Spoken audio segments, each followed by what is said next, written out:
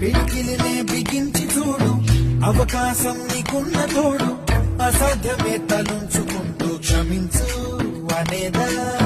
రేపుందని లోకాన్ని నమ్మి అలసటతో ఆగదు భూమి, గిరాగిరా తిరిగేస్తుంది క్రమంగా మన స్థిరంగా. ప్రతి కళ నిజమవుతుంది ప్రయత్నమే ఉంటే, ప్రతి కవే నువ్వు అవుతావు ప్రవర్తనే ఉంటే. ప్రకాశం